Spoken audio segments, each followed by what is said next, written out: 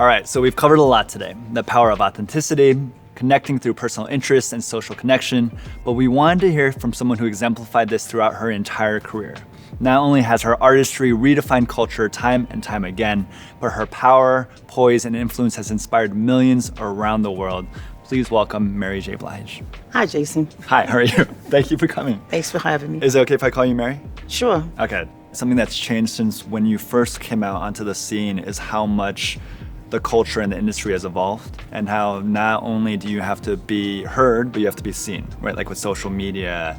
Have you kind of dealt with that shift in culture and that accessibility? In the 90s, you were a mystery. All the hip hop artists from back in the days were a mystery, but nothing is a mystery anymore. It's a miracle what social media has done with just, being able to, advertise a album or a show or a song or a picture. And I was so happy that I could be a part of people's sunshine.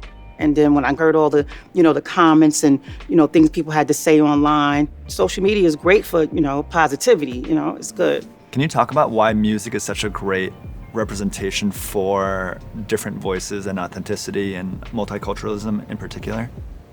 Well, music is the biggest way to connect. Like, it's all our lives since we were babies. We remember songs that made us connect, that made us come together, made us sing together, just it's the biggest form of communication. Yeah, and it can kind of bring us back to our childhood, or kind of help us even experience and understand someone else's experience. Speaking of music, I feel like music has just evolved and it's changed so much. Not only are you listening to it now, you're watching music videos on YouTube, and it's changed quite a bit. You've had a channel on YouTube now for 12 years. Can you tell me a little bit about what that's been like for you to be able to build the channel, connect with subscribers, reconnect with some people? What has it been like for you to build that channel? Amazing. I mean, everything social media, when it's positive, is amazing because you're making a connection to people all over the world that you never probably even visit their country. Right. But you're touching you're touching their children. So it's just beautiful, all positive.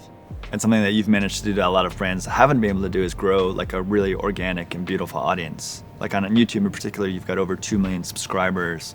What is the secret to success there for you? I mean, just the fan base just loving you the way they do, and you just giving them what's necessary, because they believe what you believe. So if you're phony with it, they feel that you're phony with it. So if you're giving them love and positive, whatever Mary J. Blige is giving them that's real from her, that's the secret, I think, for me. I feel like you've done such a successful job at building a great, not only brand, but community around the brand. But I feel like it's something that a lot of brands are struggling with, actually, as far as reaching diverse audiences or like really authentically telling their story. What do you think about for your brand, or what do you think is some of the reasons why some brands still have issues connecting with diverse audiences? I know for me, it's about honesty and caring about the consumer.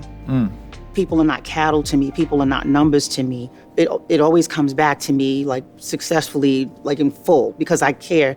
I know what's in my product. I'm using it. I'm the guinea pig. I've been wearing it for years. Yeah. So for me, that's what works, just caring about the consumer. I feel like the theme of everything that you're talking about is like just really being authentic, not only to yourself, but also to honor your audience. Yes. To honor your fans who've been on the journey, not to sell them something that you wouldn't use yourself, but really respect them. Right. Before we wrap, I know your fans want to know, what do you have going on? What's coming up next? Okay, I have new music, a new album coming. Okay. Of course, the wines, is out there, and the halftime show. That's about it right now. That's a lot. So thank you so much for your time and for sharing so vulnerably with us. We really appreciate it. You're welcome. Well, I told you, it's all happening on YouTube. Content that was once considered niche is now the norm. And like Mary just said, culture is the future of online video and what's next for your brand and business. And like I said, YouTube is an amazing place for authentic perspective and also to build empathy that spans borders and lines that once divided us. People are not only streaming what they love, but they're defining what's the new mainstream. Oh yeah, and I almost forgot. You can rewatch all this amazing content on the YouTube Advertisers channel. See ya.